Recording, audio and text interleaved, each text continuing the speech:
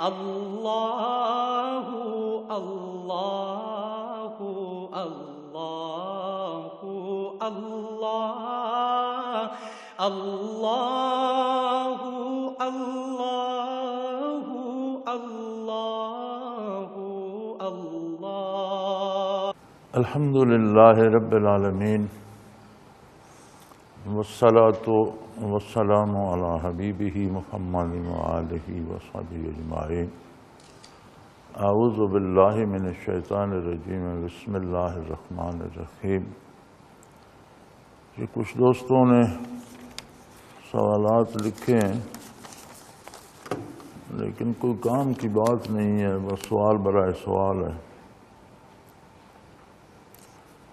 یہ بڑا لمبا لکھا ہوا ہے لیکن اس میں سوال صرف یہ ہے کہ خواب میں حضور صلی اللہ علیہ وسلم کی زیارت ہوتی ہے لیکن کوئی چیز درمیان میں حائل ہو جاتی ہے، زیارت واضح نہیں ہوتی۔ باقی فضول سے خواب ہیں، ان کا کوئی مقصد نہیں ہے۔ اضغاث و احلام جنہیں قرآن کہتے ہیں، فضول خیالات۔ نبی صلی اللہ علیہ وسلم کی زیارت کا ہونا اللہ کریم کا بہت بڑا انعام ہے، اور اس کی تعبیر مولانا تھانوی رحمۃ اللہ تعالی علیہ نے یہ لکھی ہے کہ کسی کو خواب میں زیارت ہو جائے تو اس کے ایمان پر خاتمے کی دلیل ہوتی ہے۔ حضور کی زیارت اگر خواب میں ہو جائے تو یہ اس بات کی دلیل ہے کہ اس کا انجام بخیر ہوگا۔ لیکن اس میں سب سے پہلی بات تو قابل غور یہ ہے کہ شیطان حضور اکرم صلی اللہ علیہ وسلم کی شکل نہیں بنا سکتا، اس کے لیے یہ ممکن نہیں ہے، لیکن کسی بھی شکل میں حلیہ بنا کر دعویٰ کر سکتا ہے کہ میں رسول اللہ ہوں۔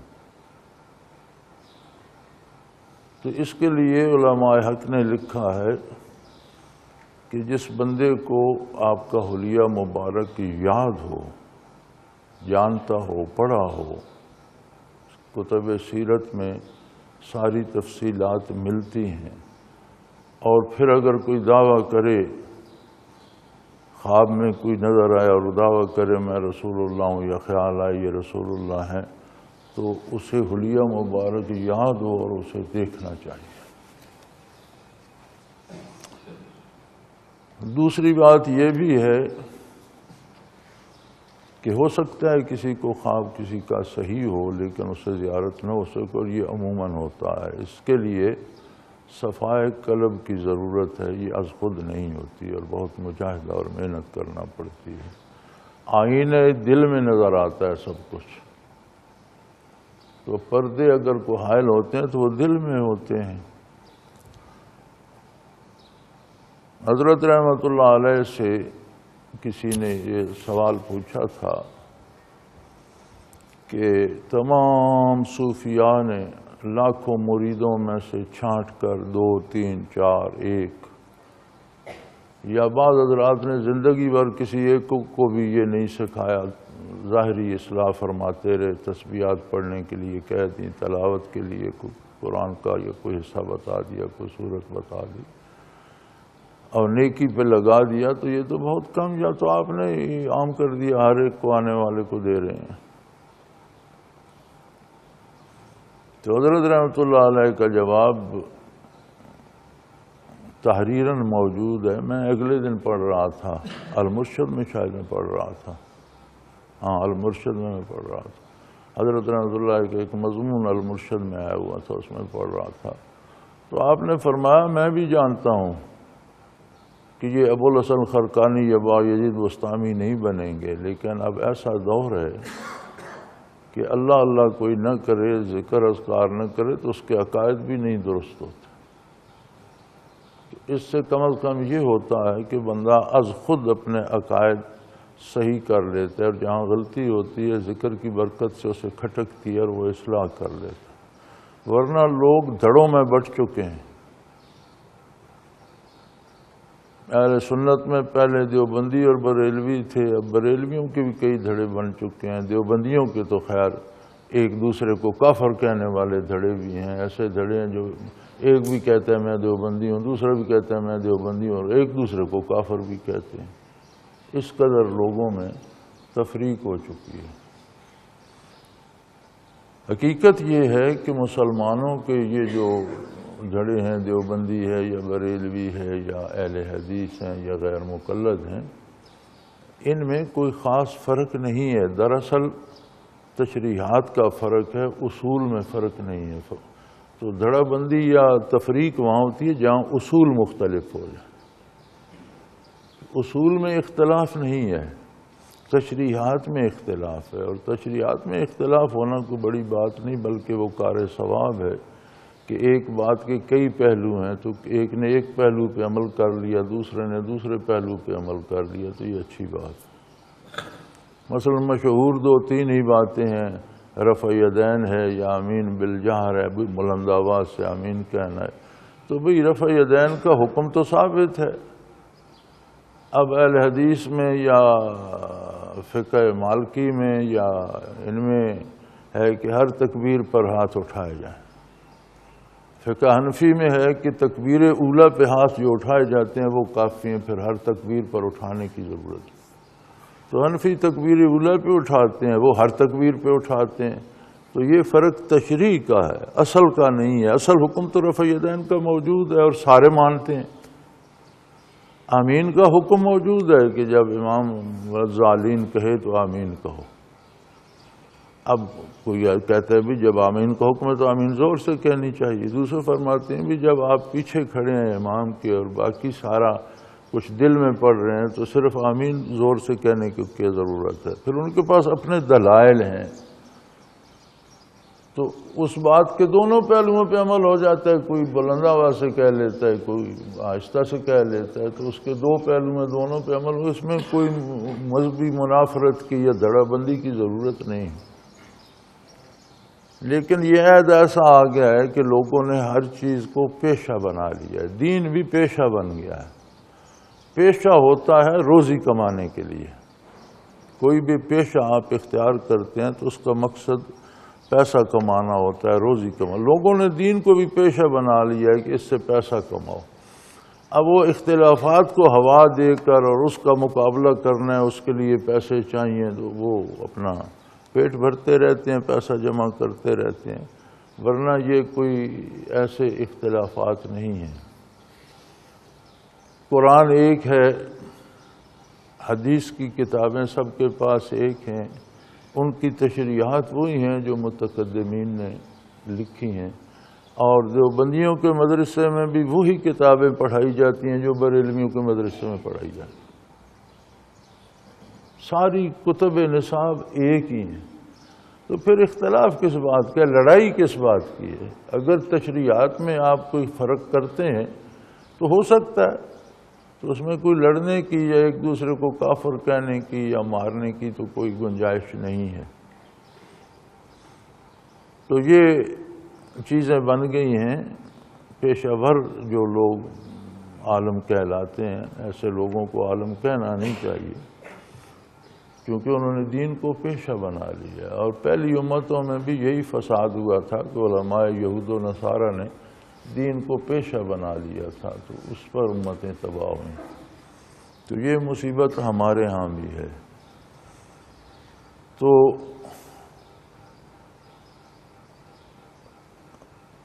ان چیزوں نے اور ان باتوں نے تمام دین کو خلط ملط کر دیا ہے۔ تو حضور اکرم صلی اللہ علیہ وسلم کا دیدار ہونا بہت بڑی بہت مبارک بات ہے، لیکن اس کے لیے یہ چیزیں یاد رہنی چاہیے۔ ایک تو حلیہ مبارک آتا ہو، ایک اس زیارت میں کوئی خلاف شرع بات نہ ہو۔ یہ یہاں تک ہوتا ہے کہ حضرت رحمۃ اللہ تعالی علیہ فرمایا کرتے تھے کہ مجھے استغراق ہو گیا۔ استغراق ہو جایا کرتا تھا اور محنت اور مجاہدے پر ہوتا تھا، اور جو لوگ گھنٹوں کے حساب سے لطائف کرتے تھے ان کو ہوتا تھا، آج کل کسی کو نہیں ہوتا۔ اس لیے کہ آج کل وہ محنت نہیں رہی، اور محنت کے ساتھ ایک قلبی رجحان ہوتا ہے۔ محنت تب ہوتی ہے جب دل اس چیز کو چاہے، زبردستی نہیں ہوتی کہ دل نہیں چاہتا تو کر رہے ہیں۔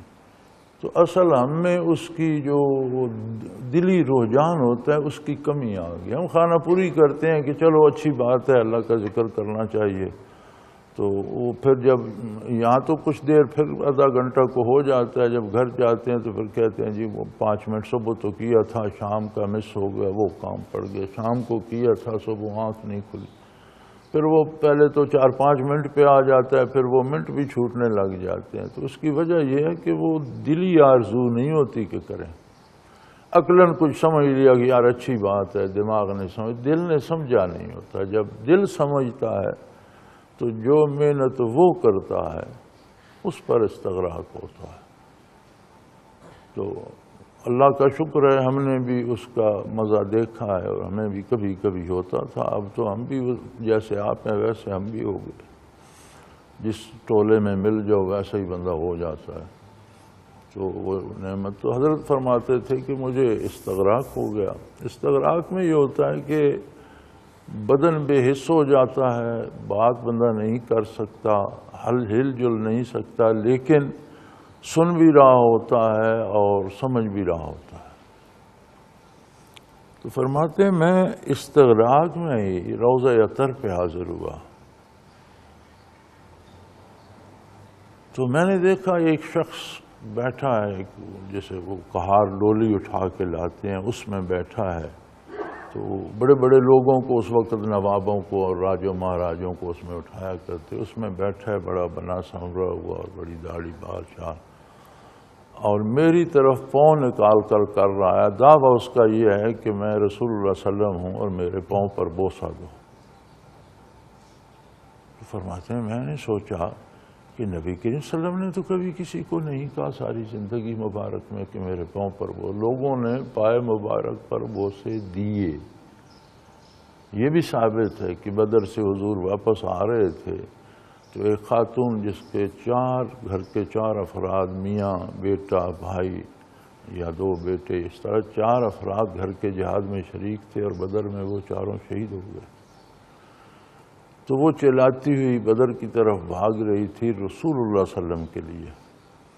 تو اسے کسی نے کہا کہ حضور تو آج واپس تشریف لا رہے ہیں، تو راستے میں کھڑی ہو گئی، اور وہ اپنے شہداء کو بھول کر اس نے حضور کے پائے مبارک پر بوسہ دیا، چونکہ حضور سواری پر، اور بوسہ دے کر کہا کہ جب آپ ہیں تو پھر کوئی مصیبت نہیں ہے۔ تو ثابت ہے، لیکن کسی کو حکم نہیں دیا حضور نے، چونکہ حضرت عالم تھے۔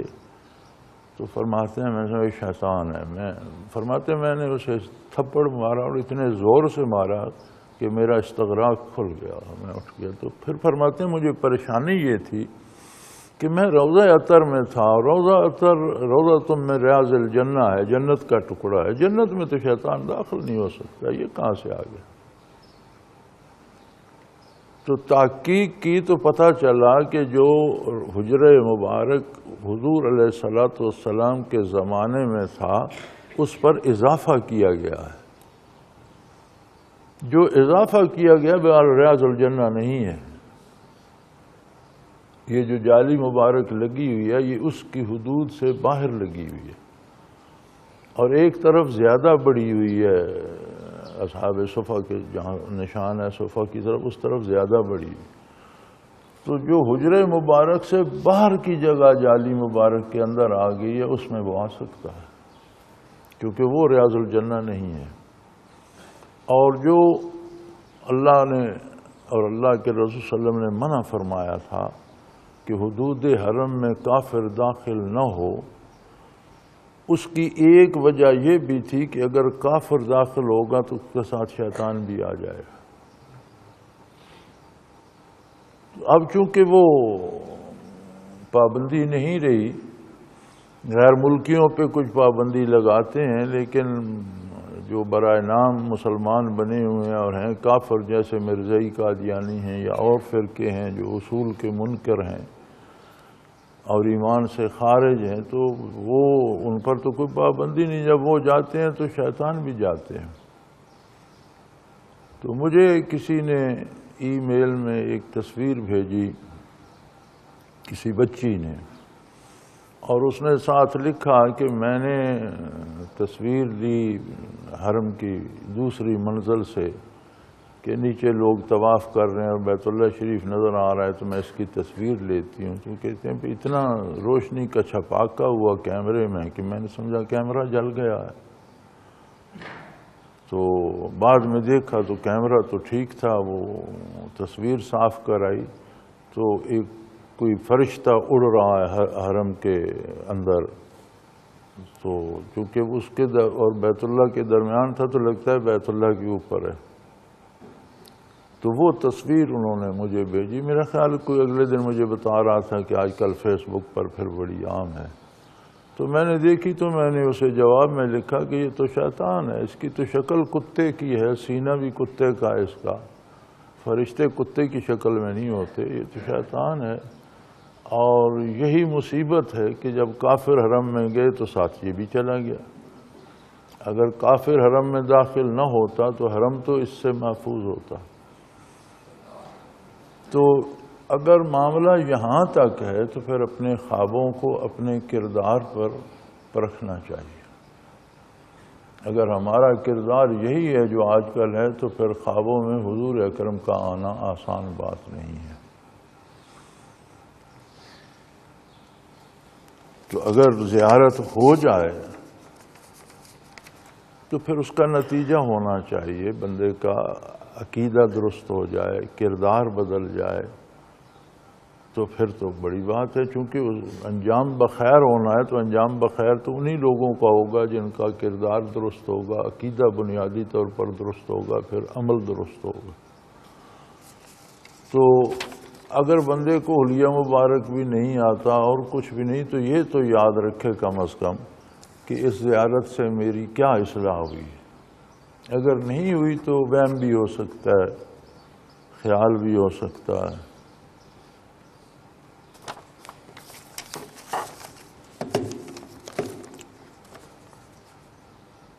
ہمارے ایک پرانے ساتھی کی گھر والی کو خواب میں نبی کریم کی زیارت ہوئی، ان کی روحانی بیعت آپ نے فرما دی ہے اور اس کا خیال ہے کہ گھر والی کی روحانی بیعت ہوگی۔ بھائی اس طرح بیعت ہوتی تو ہر کوئی کر لیتا۔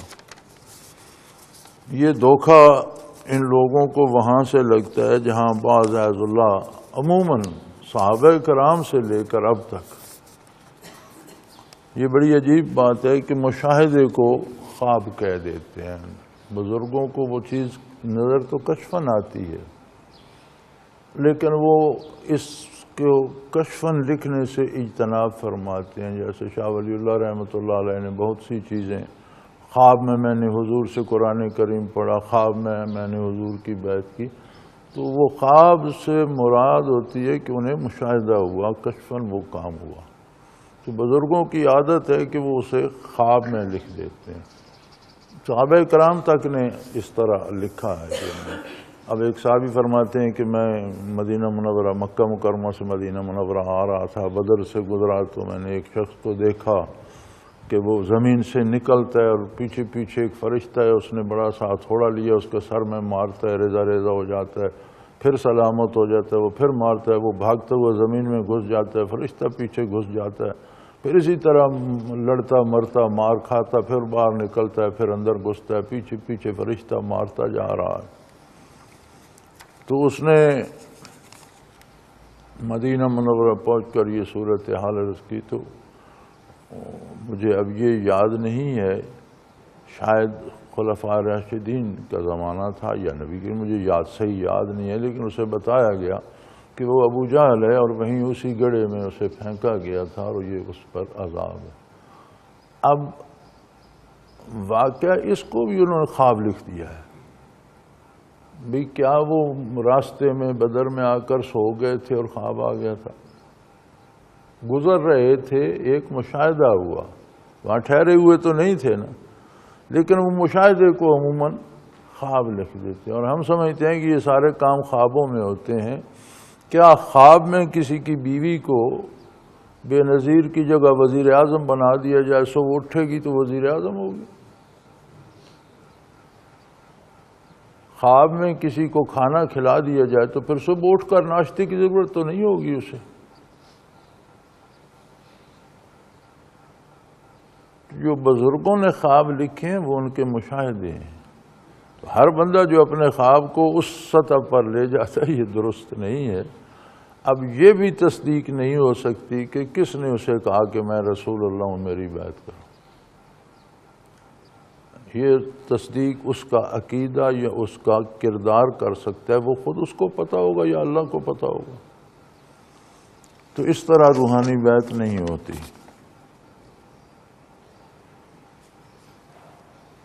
شورا آفاق عالم دین حضرت عطا اللہ شاہ بخاری کا ذکر جی اکثر محفل میں فرمایا کرتے تھے، ان کا کوئی واقعہ اصلاح احوال کے لیے بیان فرمائیں۔ یار شاہ صاحب کے واقعات تو بڑے ہیں، اور شاہ صاحب بڑے اللہ کے مقرب بندے اور بہت مرد مجاہد، اور اپنے وقت میں ساری زندگی انہوں نے اسلام کے لیے جہاد کیا۔ تو میرے پاس اتنا وقت نہیں ہوتا کہ میں یہ بہت سی باتیں کرتا رہوں، لیکن آپ کو ایک واقعہ چھوٹا سا سنا دیتا ہوں۔ بون میں شاہ جی کا جلسہ ہو رہا تھا، اور شاہ جی کے جلسے بڑے بھرپور ہوا کرتے اس زمانے میں، اور آج بھی دینی جلسوں میں تو شاید کرسیاں ورسیاں کم ہی ہوتی ہیں، لوگ چٹائیوں پہ دریوں پہ بیٹھ جاتے ہیں۔ تو اس زمانے میں تو چٹائیاں دریاں بھی نہیں ہوتی تھیں، ایک سٹیج بنا دیتے تھے مقرر کے لیے، اور پھر باقی نیچے فرش خاک پر مخلوق خدا جمع ہو جاتی تھی۔ تو بہت بڑا جلسہ تھا، تقسیم ملک سے پہلے کی بات۔ تو ایک نے سوال بھیجا کاغذ پہ لکھ کے، چٹیں بھیجتے تھے، آج بھی بھیج دیتے ہیں۔ تو اس نے سوال بھیجا کہ ہندو مذہب میں جب کسی مرد کا نکاح یا شادی کسی عورت سے ہو جاتی ہے تو پھر وہ ٹوٹتی نہیں، ہندوؤں میں طلاق کا تصور نہیں ہے، اور وہ عورت اس زمانے میں بھی وہ جلا دیتے تھے میت کے ساتھ، کہ اس کی زندگی اسی کے ساتھ تھی، اور اسے بڑا اچھا سمجھا جاتا تھا جو عورت مرد کے ساتھ جل جاتی، زندہ جلا دیتے تھے، اور اسے ستی کہتے تھے، ستی کر دیا گیا۔ اور اسلام کون سا مذہب ہے، اس میں نکاح ہوتا ہے تو طلاق بھی ہو جاتی ہے، تو پھر اس سے تو ہندو مت اچھا ہے۔ تو شاہ جی آدمی بڑے مزے کے تھے۔ اب نہ یہ کوئی کتابی سوال تھا، نہ شاہ جی نے کتابی جواب دینا تھا، تو شاہ جی نے فرمایا کوئی دھاگا لاؤ یار، کسی کے پاس کوئی دھاگا ہے تو دھاگا لاؤ۔ اب دھاگا کہاں تھا سٹیج پر کسی کے پاس، تو ایک وہ جو سٹیج پہ کوئی وہ کھڑا تھا بندہ، سپیکر والا یا کوئی نعت خوان، تو اس نے اپنے نالے سے کھینچ کر اتنا سا دھاگا نکالا۔ تو اتنا سا دھاگا فٹ ڈیڑھ اس نے نالے سے کھینچ کر نکال لیا، دھاگا آ گیا۔ شاہ جی فرمانے لگے چاقو لے آؤ، چاقو آ گیا۔ شاہ جی نے دونوں ہاتھوں سے دھاگا پکڑ لیا اور کہا اسے چاقو سے کاٹو۔ اس نے ایسے کاٹا، کٹ گیا، بھئی کٹ گیا، جی کٹ گیا۔ شاہ جی نے دھاگا پھینک دیا، دونوں ہاتھ اس طرح کہ اسے کہا درمیان میں چاقو چلاؤ۔ چلا کچھ کٹا، کچھ نہیں کٹا۔ انہوں نے فرمایا اسلام میں نکاح ہوتا ہے تو ٹوٹتا ہے، تمہارا ہوتا ہی نہیں تو ٹوٹے گا کیا؟ دھاگا تھا تو کٹ گیا، تو اب ہاتھ میں دھاگا ہی نہیں ہے، چاقو پھیرتے رہو، کٹے گا کیا؟ کفر میں فرمایا کافر کا نکاح ہوتا ہی نہیں تو ٹوٹے گا کہاں سے؟ تو شاہ جی اس طرح کے مزے کے آدمی تھے۔ ایک شخص نے مجھے بتایا کہ میں بڑی جلدی میں تھا، ہائی کورٹ میں صبح پیش ہونا تھا، سیاستدان تھا کہ صبح میری پیشی تھی ہائی کورٹ میں، اور ایک فائل جا کر وکیل سے ڈسکس کرنی تھی۔ تو میں عشاء کے بعد نکلا، فائل بغل میں دبائی، وکیل رات 11، 12، 1 بجے تک دفتروں میں بیٹھے رہتے ہیں، بلکہ کام ہی عشاء کے بعد دفتری شروع کرتے ہیں اکثر وکیل۔ تو میں وہاں جا رہا تھا، موچی دروازے میں شاہ جی کا جلسہ ہو رہا تھا، تو وہ کہنے لگا میں نے سنا ہوا تھا کہ شاہ جی بڑے اچھے مقرر ہیں، تو مجھے فرصت، تو میں نے کہا چلو 5-10 منٹ بات سن لیتا ہوں۔ تو وہ موچی دروازے میں سیڑھیاں بنی ہوئی ہیں سڑک کی طرف جن پر لوگ بیٹھ جاتے ہیں، درمیان میں گراؤنڈ ہے، تو کہتے ہیں میں ایک سیڑھی پر ٹیک لگا کر بیٹھ گیا کہ 5-10 منٹ سنتا ہوں پھر چلا جاؤں گا۔ کہتے ہیں مجھے تب پتہ چلا جب شاہ جی نے تقریر ختم کر دی اور فرمایا فجر کی اذان کہو رات بیت گئی ہے۔ تو جب لوگ اٹھے اور اذان کہنے کی تو میں نے کہا وہ میں تو عشاء سے بیٹھا ہوں۔ تو شاہ جی اس طرح کے مقرر تھے، اللہ پاک ان کے درجات بلند فرمائے۔ نظر بد کا، یہ نظر کا لگ جانا، نبی صلی اللہ علیہ وسلم کا ارشاد گرامی ہے کہ نظر بد انسان کو قبر میں اور اونٹ کو ہانڈی میں پہنچا دیتی ہے، صلی اللہ علیہ وسلم، صدق اللہ رسول۔ تو اس تکلیف کا کوئی آسان حل ارشاد فرما دیں۔ نظر بد ہو جاتی ہے، یہ ایک کیفیت ہے، غیر اختیاری طور پر بندے میں آتی ہے، تو اسے خود پتہ بھی نہیں ہوتا، لیکن وہ کسی چیز کو دیکھتا ہے تو اتنا متحیر ہوتا ہے، اور ایک نظر نہ آنے والی کیفیت جو اس کے دل سے نکلتی ہے اس چیز کو نقصان پہنچاتی ہے۔ بعثت علی کے زمانے میں عربوں نے اس چیز کو بطور ایک اختیاری چیز کے اپنایا اور اس پر محنت کی۔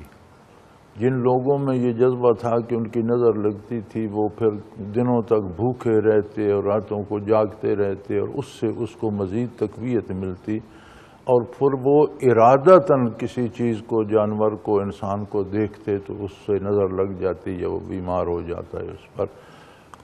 تو اس طرح کے جو ماہرین تھے ان سے رابطہ کیا مشرکین مکہ نے، اور انہوں نے کہا کہ بھئی ہمارے پاس کوئی حل نہیں ہے اور یہ شخص دن بدن بڑھتا جا رہا ہے، تو تم کچھ نظر بد سے ایسا کرو کہ نبی کریم صلی اللہ علیہ وسلم کو نظر بد لگ جائے اور یہ ان کا وصال ہو جائے اور ہماری مصیبت حل ہو جائے۔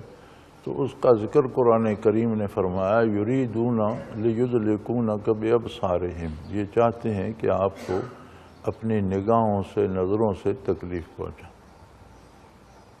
فلما سمعوا الذکر ویقولون انہ لمجنون ما هو الا ذکر للعالمین۔ یہ آیہ کریمہ اس تذکرے میں حضور کے ذکر خیر میں نازل ہوئی کہ یہ چاہتے ہیں کہ آپ کو نظر بد لگائیں، اور جب اللہ کی بات، اللہ کا ذکر سنتے ہیں تو کہتے ہیں یہ شخص مجنون ہے، پاگل ہے۔ تو یہ آیہ کریمہ کسی کو نظر بد لگ جائے تو 3 دفعہ درود شریف پڑھ کے 3 دفعہ یہ آیہ کریمہ پڑھ کے پھونک دیں تو انشاءاللہ وہ ٹھیک ہو جاتا ہے۔ یا کسی سے خطرہ کسی جگہ محسوس کریں تو یہ آیہ کریمہ پڑھ لیں تو نظر بد اثر نہیں کرتی۔ تو ویسے بھی کسی چیز کو دیکھیں تو سبحان اللہ، ماشاءاللہ، اس طرح کے کلمات کہے جائیں تو اللہ اس کی حفاظت فرماتا ہے۔ تو نظر بد کا علاج یہ آیہ کریمہ ہے، اور کوئی گولی ٹیکا اس کا علاج نہیں ہے۔ نہیں آتی تو مجھے تو اب سورت اور پارہ یاد نہیں، آیہ کریمہ یاد رہے گی۔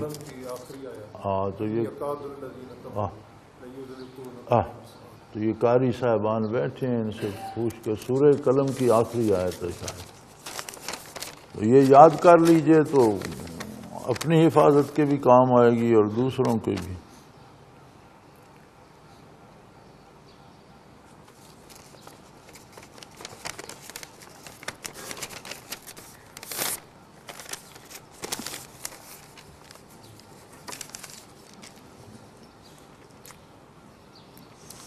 یہ بڑا ضروری سوال ہے، اور میں تو یہ چاہتا تھا کہ یہ جمعرات کو، یہ ہفتے کو کیا جائے، زیادہ ساتھی ہوں تو، لیکن اللہ کرے سب تک پہنچ جائے۔ آج کل بہت سی خباثتیں دین کے نام پر ایجاد کر لی گئی ہیں، اور ہیں ساری نری گمراہی۔ ان میں ایک دو چیزیں ایسی ہیں جو روزانہ ٹیلی ویژن پہ بھی آتی ہیں. ایک تو استخارہ ہے اور ایک طریقہ علاج نکلا ہے حجامہ تھراپی. بھی یہ سنت ہے.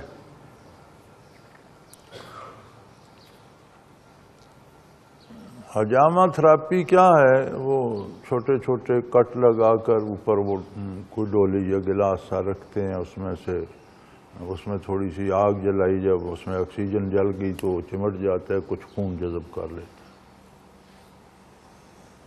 یہ قدیم میں طریقہ علاج تھا. ایک تکلیف ہو جاتی تھی سینے میں، ذات الجنب اس اصطلاح طب میں کہتے ہیں. تو ایک بخار ہوتا تھا اور اس کے ساتھ سینے میں ایک طرف درد شروع ہو جاتا تھا، اور وہ اتنا تکلیف دہ مرض ہوتا تھا کہ اس سے لوگ مر جاتے تھے. اس کا علاج یہ تھا کہ اس زمانے کے طبیب جو تھے وہ یہاں سینے کے پیچھے پچھنے لگواتے تھے. اس نائی کے پاس استرا ہوتا تھا، اب تو وہ استرے بھی اور سے ہو گئے، کھول کے اس میں بلیڈ ڈال لیتے ہیں. وہ لوہے کا استرا ہوتا تھا، تو اس سے چھوٹے چھوٹے زخم لگا کر اس پر کوئی ڈولی یا گلاس، اس میں کوئی چیز کاغذ یا کوئی چیز جلا کر رکھی تو اس میں آکسیجن جل جاتی تھی، وہ اوپر چموڑ دیا. تو اس طرح چموڑنے سے کچھ خون نکل آتا تھا، کچھ وہ پٹھوں کو کھینچتا تھا. تو پھر جب وہ ٹھنڈا ہو گیا تو اسے اتار لیا. تو دو تین چار جگہ وہ لگاتے تھے. تو ایسا کرنے سے وہ ذات الجنب ٹھیک ہو جاتی تھی، وہ درد ٹھیک ہو. یہ اس طریقے علاج تھا. اور یہ پچھنے لگوانے کا علاج نبی کریم صلی اللہ علیہ وسلم نے بھی کروایا.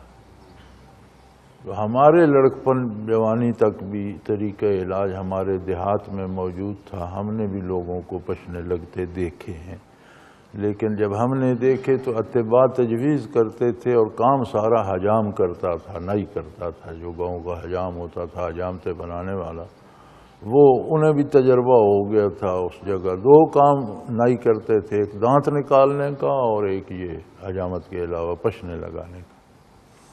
لیکن یہ سنت وغیرہ نہیں ہے. ایک اصول ہے کہ امور اضطراری سنت نہیں ہوتے. امر اضطراری اسے کہتے ہیں جو مجبوراً کیا جائے. اب بیماری ہے، اس کا علاج کیا، یہ مجبوری ہے، یہ سنت نہیں ہے. سنت وہ ہے جو نبی جو کام اختیاری کرتا ہے، اپنی پسند سے کرتا ہے، وہ سنت ہوتا ہے. جو مجبوراً کرتا ہے، تو حضرت رحمۃ اللہ فرمایا کرتے تھے کہ اگر جہاد میں کسی نبی کا ہاتھ کٹ جائے تو یہ سنت بن جائے گی، ساری امت ایک ایک ہاتھ کٹوا لے گی. کیونکہ یہ امر اضطراری ہے، یہ سنت نہیں بنے گی. اس پر بات نبی صلی اللہ علیہ وسلم کی ذات والا صفات تک گئی. اور شیعہ کے خلاف ایک مناظرے میں مولوی اسماعیل ہوا کرتے تھے شیعہ کے علماء، اور بہت وسیع المطالعہ، بہت بڑی لائبریری کے مالک، بہت بڑے حاضر جواب. اور حضرت رحمۃ اللہ علیہ فرمایا کرتے تھے کہ یہ مولوی اسماعیل جو ہے یہ شیعوں کے پاس ان کے متقدمین کی مثال ہے. تو برے صغیر میں اس کے پائے کا شیعوں کے پاس کوئی عالم نہیں تھا. اور یہ بڑی عجیب بات ہے. بہت سے علماء کے مناظر تھا بڑا، اور بہت سے علماء کے ساتھ اس کے مناظری ہوئے، لیکن علماء اس سے بھاگتے تھے، اس کے ساتھ مناظرہ نہیں کرتے تھے. اور اس کا جواب صرف حضرت رحمۃ اللہ تعالیٰ علیہ دی، اور حضرت رحمۃ اللہ تعالیٰ علیہ سے وہ بھاگا کرتا. مجھے یاد ہے 2 جگہ میں نے دیکھا. بلکسر میں وہ آیا ہوا تھا، اور یہ بلکسر کے لوگ حضرت جی کے پاس حاضر ہوئے کہ یہ اسماعیل نے وہاں 3 دن کا پروگرام رکھا ہوا ہے اور بڑے خرافات بول رہا ہے. وہ بے باک آدمی تھا. تو حضرت تشریف لائے، میں ہم رکاب تھا. وہ جو بلانے گئے تھے وہ غریب آدمی تھے، اور مجھے یاد ہے جو لائے تھے. تو انہوں نے ایک سادہ سی چارپائی پر کوئی چادر دری ڈال کر وہ حضرت کو دی، اور ہمیں ایک چھوٹا سا کمرہ دیا جس میں نہ فرش تھا، نہ دری تھی، نہ کپڑا تھا، مٹی کا لیپ تھا، اور ہم تھے. اور حضرت جی کو کچھ دال روٹی وہ بنا دیتے تھے، ہمیں گاؤں کے لوگ کوئی ساگ کوئی دال دے دیتا اور کوئی چھوٹی روٹی کوئی بڑا ٹکڑا، تو وہ ہماری گزر بسر تھی۔ تو صبح مسجد میں جب گئے تو حضرت رحمۃ اللہ علیہ نے فرمایا کہ بھئی شیعہ حضرات پہلے میری بات سن لو، تمہارے مولوی نے بہت سے سوال پیدا کیے ہیں، میں ان کے جواب تو دوں گا، لیکن یہ یاد رکھو تمہارا مولوی بھاگ جائے گا، اور میں صرف جواب نہیں دوں گا، جواب بھی دوں گا، کچھ سوال بھی کروں، تو پھر حق بنتا ہے کہ وہ بھاگے نہیں، جواب دے کر جائے، لیکن وہ بھاگ گیا۔ ایک دفعہ یہاں یہ ساتھ موضع ہے پدراڑ، یہاں اس نے آنا تھا، اور ایک آدمی ابھی پچھلے دنوں فوت ہوا، اللہ اس پر رحم فرمائے اور اس کی مغفرت کر دے، تو وہ حضرت جی کو لے آیا۔ یہ پہلا موقع تھا جب میری حضرت سے ملاقات ہوئی، تو وہ بھی اس کا مولوی اسماعیل کا 3 دن کا پروگرام تھا، 1 دن کا تو اس نے کر لیا، دوسرے دن حضرت تشریف لائے۔ تو مجھے یاد ہے مسجد میں پہلی بات حضرت نے یہ کی تھی کہ شیعہ حضرات سے کہہ دو میں تمہارے مولوی کے سوالوں کے جواب، اسی دن اس کی تقریر تھی، تو حاجی خدا بخش مرحوم ہمارے ساتھی تھے حکیم، وہ مولوی اسماعیل کی تقریر میں گئے کہ میں جو وہ سوال کرے گا وہ نوٹ کر کے لے آؤں گا۔ تو حضرت نے فرمایا بھئی میں صبح اس تمہارے امام باڑے کے قریب جو مسجد ہے اس میں بیان کروں گا اور تمہارے مولوی کے سوالوں کے جواب دوں گا، لیکن جواب ہی نہیں دوں گا، کچھ سوال بھی کروں گا۔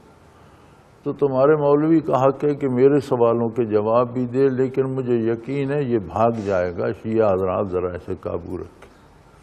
وہی ہوا، دوسرے دن وہ بھاگ گیا، اس نے کہا میرا فلاں کام ہے، مجھے فلاں جگہ پہنچنا ہے، یہ ہے وہ ہے، اپنا لاری چڑھ گیا، اور حضرت نے اس کی تردید بھی فرمائی، جو سوال کیے پھر وہ ادھار رہ گئے۔ کہ بڑی غضب کی اور بڑی مارکت الآراء اور بڑی علمی تقریریں ہوئیں۔ تو اس نے ایک مناظرے میں حضرت کے سامنے یہ دلیل پیش کی تھی کہ بھئی حضرت اویس کرنی رضی اللہ عنہ نے بھی تو اپنے دانت توڑ لیے تھے، حضور کا دانت مبارک شہید ہوا تو انہوں نے بھی دانت توڑ لیے تھے، تو اگر ہم غم حسین میں ماتم کرتے ہیں تو اس میں کیا ہے؟ تو حضرت نے فرمایا کہ یہ جھوٹی کہانی ہے، کسی نے گھڑ لیا، کسی مستند کتاب میں کسی مستند دلیل سے ہے تو پیش کرو، اگر حکایات میں ہے تو حکایات تو دلیل نہیں بنا کرتی۔ اور یہ فعل اضطراری ہے، جنگ میں حضور اکرم صلی اللہ علیہ وسلم کو پتھر رخ انور پر آ کر لگا اور اس سے آپ کا ایک دانت مبارک آتا شہید ہو گیا، لیکن یہ فعل اضطراری ہے، اور فعل اضطراری سنت نہیں بنا۔ اگر یہ سنت ہوتا تو سب سے پہلے سارے صحابہ کرام دانت توڑتے۔ اور یہ جو کہا جاتا ہے حضرت اویس رضی اللہ عنہ نے توڑ لیے تھے، تو بھلا اس کی کوئی دلیل پیش کرو، کسی مستند کتاب میں سے، کسی مستند روایت میں سے۔ حکایات میں تو کیا کیا حکایتیں لکھی ہوئی ہیں، پھر اس کی وہ تو دلیل نہیں بنتی، تو وہ پیش نہیں کر سکا تھا۔ مجھے ایک دفعہ تبرکات دیکھنے کا اتفاق ہوا، ایک جگہ بہت سے تبرکات رکھے ہوئے تھے، کچھ حضرت نبی کریم صلی اللہ علیہ وسلم کے اسم مبارک سے تھے، کچھ حضرت علی کے نام سے تھے، کچھ مائی فاطمہ رضی اللہ کے نام سے تھے، کچھ حسنین کریمین کے نام سے تھے، اور ان میں دانت بھی رکھی ہوئے تھے، یہ حضرت اویس کرنی کے، ان میں دانت بھی جڑوں سمیت تھے اور داڑھیں بھی جڑوں سمیت تھی۔ یعنی روایت یہ ہے کہ پتھر سے، تو اب پتھر سے جڑ سمیت کیسے نکل رہا ہے؟ اور دانت تو توڑا بھی جا سکتا ہے، پتھر مارو ٹوٹ، تو داڑھ کہاں سے ٹوٹے گی؟ پھر پتھر سے ٹوٹے گی تو جڑ کے ساتھ کہاں سے آئے گی؟ تو وہ پتہ نہیں کس کی داڑھیں تھیں، کسی ہسپتال سے اٹھا لیں یا کہاں سے لیں، تو رکھی اویس کرنی رحمۃ اللہ کی داڑھیں۔ تو اس طرح کی حکایات ہیں، ان سارے جتنے وہ وہاں پڑے تھے تبرکات، ان میں ایک جگہ ایک منہ مبارک کا اتنا چھوٹا سا ٹکڑا لگا ہوا تھا، اس طرح کوئی ایک موم بتی نما چیز کھڑی تھی اس پر لگا ہوا تھا، تو سارے اس میں وہ ایک منہ مبارک اصلی تھا، اس پر انوارات تھے نبی کریم صلی اللہ علیہ وسلم کے، باقی سارے فرضی تھے، مختلف ناموں سے سجے ہوئے تھے۔ تو یہ بات حجامہ کی ہو رہی تھی، تو یہ جو حجامہ ہے یہ فعل اضطراری ہے، بیماری کا علاج تھا، یہ سنت نہیں ہے، ایک بات۔ دوسری بات یہ ہے کہ یہ علاج ذات الجنب کا تھا اور کسی مرض کا علاج نہیں تھا۔ اب یہ بن گیا ہے پیشہ، اس کی ٹی وی پہ بھی آتا ہے اور بالخصوص بعض عورتوں نے بنا لیا ہے، اور ہر مرض جی حجامہ سنت ہے، جی حجامہ تھراپی سنت ہے جی۔ مجھے اگلے دنوں ایک ای میل آئی کسی ساتھی خاتون کی، وہ جی میری بیٹی کی عمر 22 سال ہے، اس کے پیٹ میں درد تھا، میں نے اس کا حجامہ بھی کرایا، تو اب وہ حجامہ والی کہتی ہے اس سے ٹھیک تو اب پیٹ کا درد جو ہے وہ حجامہ سے ٹھیک کہاں سے ہوگا؟ وہ علاج ذات الجنب کا ہے، درد پیٹ میں ہے۔ تو اب وہ کہتی ہے جی اس پر جادو ہے، اب جادو کا علاج ہونا چاہیے۔ وہ کرتے یہی ہیں کہ وہ ہر مرض کا تو علاج نہیں ہے، اور آج کل تو میرا خیال ہے ملیریا یا جب کوئی اس طرح کا بخار ہوتا ہے تو لوگ فوراً اسپتال جاتے ہیں، اور ذات الجنب کا تو میں نے آج تک تو سنا نہیں، اب تو بڑا عرصہ ہو گیا کسی کو ہوئی ہو، وہ جلدی علاج ہو جاتا ہے، گولیاں ٹیکے کر لیتے ہیں، تو وہ بھی تو اسپتال سے ہی علاج کراتے ہیں۔ تو ذات الجنب ایک قسم کے ملیریے میں سینے میں پسلیوں میں ایک طرف درد ہوتا ہے، غالباً دائیں طرف ہی ہوتا ہے، مجھے صحیح یاد نہیں ہے دائیں ہوتا ہے بائیں ہوتا ہے، دائیں میرا خیال ہوتا ہے، اور وہ بڑا یزید کی موت اس ذات الجنب سے ہوئی تھی، یہ بڑی شدید بیماری ہے۔ تو اس کا قدیم سے علاج آ رہا تھا، اور ہمارے جوانی تک تو پاکستان بننے کے بعد تک بھی یہ ہوتے رہے۔ ہم دیکھتے تھے لوگ پچھنے لگوانا کہتے تھے کہ فلاں کو درد تھا اس نے پچھنے لگوائے۔ تو علاج یہ علاج سنت نہیں تھا، یہ فعل اضطراری تھا، ایک مجبوری میں کرانا پڑتا، ایک بات۔ دوسری بات، اگر کوئی کہے جی نہیں حضور نے کرایا تو سنت ہے، تو بھی ذات الجنب کے لیے سنت ہے نا، ہر مرض کے لیے تو نہیں ہے۔ اگر ہم سنت ہی مانیں، پہلی بات تو یہ ہے کہ فعل اضطراری سنت نہیں ہوتا، جو کام مجبوراً اللہ کے رسول کو کرنا پڑے وہ سنت نہیں ہوتا۔ اب یہ سنت کیوں نہیں ہے کہ سارے تلواریں باندھ کر بدر میں جائیں؟ یہ کیوں سنت نہیں ہے کہ ہر شہر خندق کھود لے؟ کیا نبی کریم صلی اللہ علیہ وسلم نے کھدوائی نہیں تھی؟ یہ کیوں سنت نہیں ہے کہ سارے تلواریں لے کر بدر میں جائیں؟ یہ سنت کیوں نہیں ہے کہ اب بندوق سے اور اس سے ایٹم بموں سے اور توپوں سے کیوں لڑتے ہو، تلواروں سے لڑو؟ بھئی فعل اضطراری سنت نہیں ہوتا، جو کام مجبوری میں کیے جاتے ہیں وہ سنت نہیں ہوتے۔ فعل اختیاری جو نبی پسند سے کرتا ہے وہ سنت ہوتا ہے۔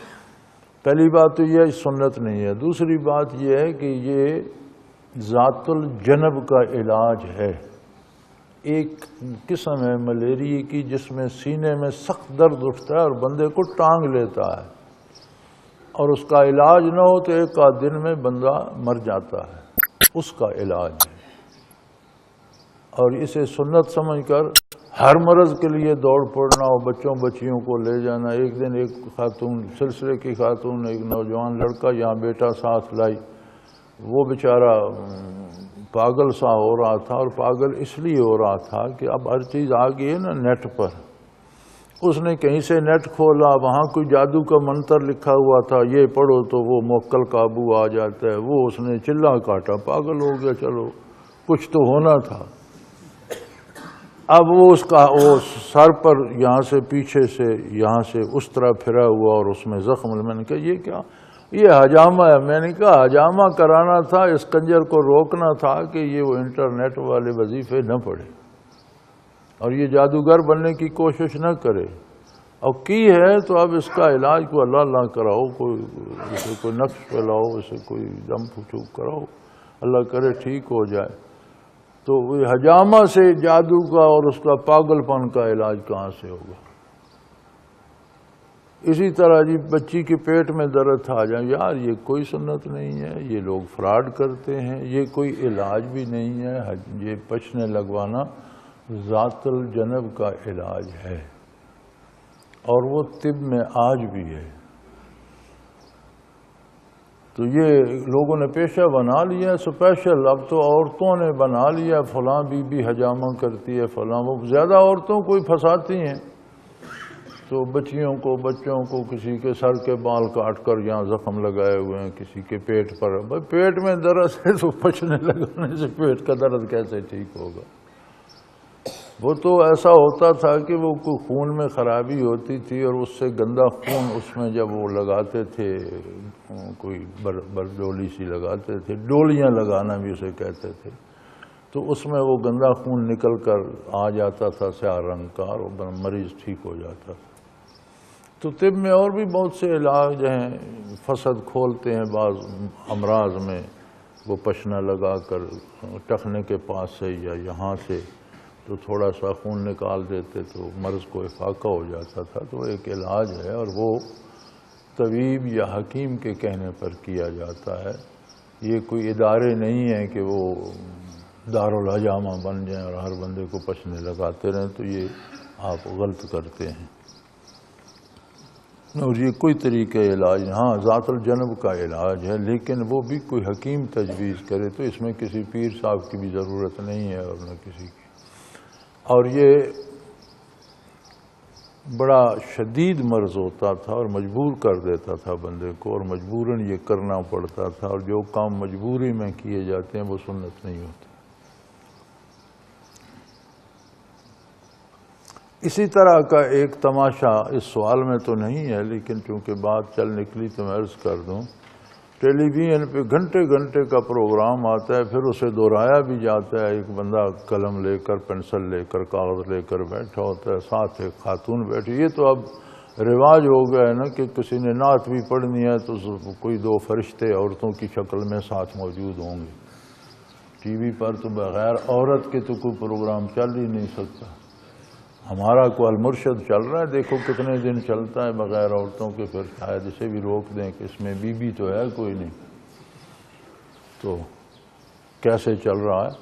تو اس کے ساتھ بھی ایک خاتون بیٹھی ہوتی ہے اور وہ ٹیلی فون وصول کر رہی ہوتی ہے، کالیں وصول کر رہی ہوتی ہے، اور اسے بتا رہی ہوتی ہے، وہ سن کے قلم پنسل لے کے بیٹھا ہوتا ہے۔ اچھا جی میرے بیٹا کو نوکری نہیں ملتی، وہ اس کا نام بتاؤ، اس کی ماں کا نام بتاؤ، وہ لکھ لیتے۔ اور اس نے کیا لکھنا ہے؟ اس موضوع پہ کتابیں ملتی ہیں اتنی اتنی بڑی، لائبریری میں بھی کچھ پڑھی ہوں گی، اور ان میں سارے وہ لکھے ہوتے ہیں کہ بندہ یہ جملہ بولے تو اس کی تکلیف اس قسم کی ہوگی، آپ یہ جملے بولیں، یہ پورا لکھا ہوتا ہے۔ ایک آپ نے کہیں مداری کا تماشا دیکھا ہو تو آپ نے دیکھا ہوگا کہ ایک لڑکے کو وہ لٹا دیتا ہے، اوپر چادر ڈال، ہم کون عامل تم کون معمول، وہ اس پر تعویذ سا رکھ دیتا ہے، پھر وہ پھرتا ہوتا ہے، جو لوگ تماشا دیکھنے کھڑے ہوتے ہیں تو وہاں سے کوئی پوچھتا ہے یہ کیا ہے، وہ کہتا ہے گھڑی، تو وہ پوری ایک بک بنی ہوئی ہے۔ مثلا جب اس نے اس سے گھڑی پوچھنی ہے تو وہ اسے کہتا ہے ہم کون عامل تم کون معمول، اچھا گھوم جا، گھوم گیا، اس نے گھوم سے گے لے لی، پھر وہ جملہ بولے گا رک جا، رک گیا، وہاں سے اس نے رے لے لی، پھر وہ کسی کی گھڑی کے ہاتھ پر رکھ کے کہے گا یہ کیا ہے، تو وہ بنا لے گا گھیرے یہ گھڑی، وہ کہے گا یہ گھڑی ہے، وہ بندہ حیران ہو جاتا ہے کہ اس کے منہ پہ تو کپڑا ہے، آنکھیں بند ہیں، یہ یہاں پوچھ رہا ہے، اس نے بتا دیا۔ تو وہ پوری ایک کتاب ہے، اس میں وہ پورے ٹپیکل جملے لکھے ہوئے ہیں، اور ایک فن ہے۔ جیسے میں نے آپ کو یہ بتایا، مجھے زیادہ یاد بھی نہیں ہے، لیکن میں نے ان سب چیزوں کا مطالعہ کیا ہے، اور وہ کتاب بھی شاید لائبریری میں پڑھی ہو، چونکہ مدت ہوئی کہیں میں نے جوانی میں پڑھی تھی، اب مجھے یاد نہیں لائبریری میں ہے یا کہیں ضائع ہو گئی، کیونکہ یہ تو لائبریری 80 میں بنی، اس سے پہلے کتابیں گھر پہ ایک لائبریری اس میں پڑھی رہیں، تو وہ پتہ نہیں کچھ رہیں کوئی نہ رہیں، کوئی لے بھی جاتے تھے لوگ، تو وہ اس میں پورا دیا ہوا تھا کہ آپ نے دیکھا ہوگا وہ جملے کہتا ہے گھوم جا، رک جا، یہ کیا ہے، گھڑی بن گئی۔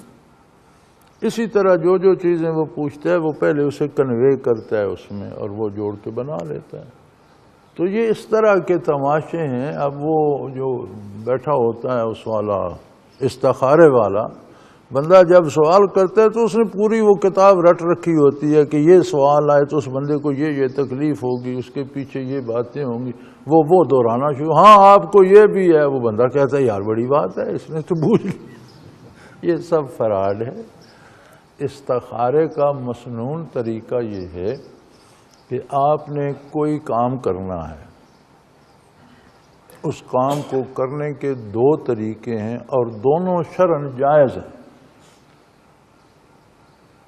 ایک کام کرنا ہے آپ نے، اس کے کرنے کے دو طریقے ہیں، دونوں شرعاً جائز ہیں۔ آپ اس پریشانی میں ہیں کہ کون سا ایک طریقہ یا 2 نمبر طریقہ اختیار کروں، تو اس کے لیے حکم ہے کہ رات کو باوضو عشاء کے بعد کچھ نوافل پڑھ کے باوضو سو جائیں۔ کچھ دعائیں بھی لکھی ہوئی ہیں، کتابوں میں ملتی ہیں کہ یہ دعا پڑھ کر سوئیں تو اللہ کریم خواب میں آپ کی رہنمائی فرما دے، لیکن ضروری نہیں کہ اسی رات ہو جائے، اس رات نہیں ہوئی تو دوسری رات پھر اس طرح کریں، ہفتہ بھر تو کرتے رہیں تو ہو سکتا ہے، اور نہ ہو تو پھر جو بہتر سمجھتے ہیں وہ کریں۔ اب یہ استخارہ اس کاپی پنسل میں کہاں سے آ گیا کہ آپ نے بات کی، اس نے آگے سے بات آپ کی ہے، جواب وہ دے رہا۔ وہ جی مجھے نوکری نہیں ملتی، وہ کہتا ہے وہ تمہارا جی وہ رزق بندھا ہوا ہے۔ بھائی کہاں سے بندھا ہوا ہے؟ تو لوگ آگے سے چیزیں گھڑ لیتے ہیں۔ حضرت سلطان بہو رحمۃ اللہ تعالی علیہ نے ایک جملہ کہا تھا، چونکہ آپ کے شعر بہت معروف ہیں، تو ایک جملہ کہا تھا، برات عاشقاں ور شاخ آہو، یعنی عاشقوں کا رزق جو ہے وہ ہرن کے سینگ کے ساتھ بندھا ہوا ہے۔ مطلب ہے کہ ہرن تو ایک جگہ ٹک کر جنگل میں رکتا نہیں، بھاگتا دوڑتا رہتا ہے، تو ان کی مراد یہ تھی کہ عاشق بھی زمین میں، اللہ کی زمین میں سرگرداں رہتے ہیں، صبح کہیں سے ملا، شام کہیں اور سے ملا، جیسے وہ ہرن کے سینگ سے بندھا ہوا۔ اب یار لوگوں نے کلر کار ایک مزار بنا کر اس پر مقبرہ بھی بنا دیا، اس کا نام رکھ دیا سخی آہو باہو۔ یہ کیا ہے جی؟ یہاں حضرت سلطان باہو بیٹھتے تھے تو ایک ہرن سینگ کے ساتھ روٹی باندھ کے لے آتا تھا۔ کہاں کی بات کہاں جا پہنچی۔ وہ ہرن جی کے ساتھ وہ کون روٹی باندھتا تھا، کون پکاتا تھا؟ ہرن کے سینگ کے ساتھ باندھنا آسان ہے، میرے پاس پالتو ہرن ہے، ذرا ان کا سینگ پکڑ کر دکھاؤ۔ وہ نہیں ہاتھ رکھنے دیتے تو جنگلی ہرن کے سینگ کے ساتھ روٹی کون باندھنے جاتا تھا؟ کون اتنی تکڑی خاتون تھی جو اپنا پلیٹ میں سالن بھی ڈال کر اوپر روٹیاں لپیٹ کر اوپر تندوری تک وہ رومال لپیٹ کر پھر سینگ سے بھی باندھ؟ کوئی کچھ اللہ کا خوف کرو یا کوئی کہانیاں جوڑتے بھی کوئی۔ پھر خط آئے گا جی وہ میں نے بیٹی کی شادی کر دی، استخارہ بھی کرایا تھا لیکن وہ لوگ اچھے نہیں ہیں۔ او یار شادی کے لیے استخارہ کہاں سے آ گیا؟ مسنون طریقہ یہ ہے کہ پہلے خاندان دیکھو، ان کا دین دیکھو۔ جس بچے کو رشتہ دے رہے ہو پہلے اس کا دین اور عقیدہ دیکھو، پھر اس کی دنیا بھی دیکھو کہ کیا روزی کما رہا ہے، اپنا اور بیوی کا بوجھ اٹھا لے گا، اور لوگوں ان کے خاندان کو دیکھو کہ تمہارے طرح کے شریف لوگ ہیں یا کوئی بدنام ہیں یا کیا پیشہ ہے ان کا، کیا کرتے ہیں، کہاں سے کماتے۔ یہ ساری چیزیں دیکھ کر فیصلہ کرو اور پھر اللہ پر بھروسہ کرو۔ یہ تحقیقات کر لو، مطمئن ہو تو ضرور رشتہ کرو اور اللہ پر بھروسہ کرو۔ اب ایک بندہ لاہور ٹی وی پہ بیٹھا ہے، آپ نے یہاں سے فون کر دیا، اس نے فیصلہ کر دیا رشتہ دے دو، بھیا کیا کو خدا کا خوف کرو۔ اور پھر یہ میں نے ایک دفعہ ایک ٹی وی والے سے سوال کیا کہ یار یہ خرافات، یہ استخارہ آپ المرشد کے آگے لگا دیتے ہو، پھر اس کے بعد ہمارا پروگرام، تو یہ کیا فضول سا؟ تو آپ نے وہ کہنے لگا جی ہمیں اس کے فضول ہونے سے غرض نہیں، یہ بندہ 1 گھنٹہ ٹائم لیتا ہے ہفتے میں 1 دن، یعنی 4 گھنٹے ٹائم لیتا ہے مہینے میں ٹی وی کا، اور 12 لاکھ روپے ادا کرتا ہے۔ یہ جو پنسل لے کر استخارے کا، تو میں نے اس نے کہا جی یہ جتنوں کے آتے ہیں فون، یہ نمبر نوٹ کر لیتے ہیں چونکہ سارے یہاں آ جاتے ہیں، پھر گھر جا کر انہیں فون کرتا ہے، بلوا لیتا ہے، پھر وہ اس کے پاس آ جاتے ہیں یا اسے پیسے دیتے ہیں، یہ تکلیف کر اسے 3-3 4-4 5-5 لاکھ روپے فیس دیتے ہیں، تو یہ مہینے میں 12 لاکھ ٹی وی کو دیتا ہے۔ یار کو اللہ پر بھروسہ کرو، اس نظام کو لوگ نہیں چلا رہے، اللہ کریم خود چلا رہے ہیں۔ بغیر فیس دیے اللہ سے دعا کر لو کہ یا اللہ یہ مشکل ہے، اس سے میری نجات فرما۔ زیادہ کرنا چاہتے ہو تو کسی اچھی جگہ پر مسجد میں جا کر لو، اور زیادہ کرنا چاہتے ہو تو کچھ نفل ادا کر کے، کوئی منزل پڑھ کر، کوئی درود شریف پڑھ کر لو، اور اللہ سے دعا کرو۔ نظام کو اللہ چلا رہا ہے، تو یہ لوگوں نے یہ پیشہ بنا لیا اور لوگوں کو بیوقوف بناتے ہیں۔ اور یہ نہ کوئی حجامہ علاج ہے، نہ کوئی یہ سنت ہے، نہ کوئی یہ استخارہ ہے، یہ سارے فراڈ ہیں، اور اللہ ان سے بچائے۔ ان سے پیسہ تو جاتا ہی جاتا ہے، ایمان بھی خراب ہوتا ہے۔ پیسے تو یہ لیتے ہی ہیں، ساتھ عقیدہ خراب کرتے ہیں، ایمان کا نقصان ہوتا ہے۔ ان لوگوں سے بچو، اللہ پر بھروسہ کرنا سیکھو۔ وآخر دعوانا ان الحمدللہ رب العالمین۔ الحمدللہ رب العالمین والصلاة والسلام علی حبیبہ محمد وآلہ وسلم۔ اللہم ربنا لا تقتلنا بغضبک ولا تہلکنا بعذابک واعف عنا قبل ذلک۔ اللہم ربنا لا تسلط علینا من لا یرحمنا۔ انت ولینا فی سفرنا وحضرنا فی مالنا واہلنا، انت ولینا فی الدنیا والآخرہ، توفنا مسلمین والحقنا بالصالحین۔ اللہم انصر الاسلام والمسلمین۔ اللہم ربنا اہدنا الصراط المستقیم، اہدنا الصراط المستقیم، اہدنا الصراط المستقیم۔ وصلی اللہ تعالی علی حبیبہ محمد وعلی سبینا برحمتک یا اللہ اللہ اللہ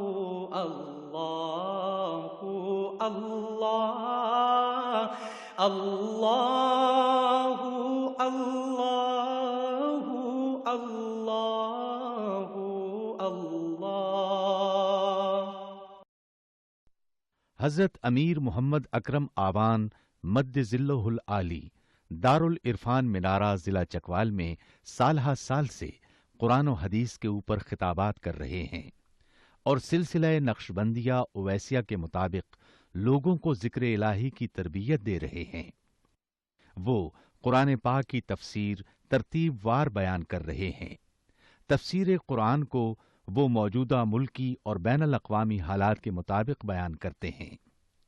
موٹر وے سے کلر کہار کے انٹرچینج سے نکلتے ہوئے، کلر کہار کی جھیل سے ہوتے ہوئے، میانی، بوچھال اور نورپور سے گزرتے ہوئے دارالعرفان منارہ پہنچ سکتے ہیں۔ حضرت امیر محمد اکرم آوان نے بچیوں اور بچوں کی دینی اور دنیاوی تعلیم کے لیے سقارہ اکیڈمی کے نام سے ایک درسگاہ بھی قائم کی ہے، جس کا افتتاح ملک پاکستان کے صدر جنرل محمد ضیاء الحق نے اپنے دست مبارک سے کیا تھا۔ وہ تمام احباب جو اسلام کی طلب رکھتے ہیں ان سے گزارش ہے کہ دارالعرفان منارہ ضلع چکوال میں امیر محمد اکرم آوان صاحب کے خطابات سے مستفید ہوں۔ وہ ہر جمعے کو نماز سے پہلے بیان فرماتے ہیں۔ ہر ماہ کی پہلی اتوار کو ماہانہ اجتماع ہوتا ہے جس میں آپ خصوصی خطاب فرماتے ہیں اور پاکستان کے چاروں صوبوں سے احباب اس اجتماع میں شرکت کرتے ہیں۔ اس کے علاوہ یہاں سال میں 2 مرکزی اجتماعات بھی ہوتے ہیں، ایک رمضان المبارک میں اعتکاف کا اجتماع اور دوسرا جولائی اور اگست میں 40 دن کا اجتماع ہوتا ہے جس میں روحانی تربیت کی جاتی ہے۔ اپنا خون سیماب دے کر اتنا ہم کر جائیں گے، نام آقا کا چمن میں پھر رقم کر جائیں گے۔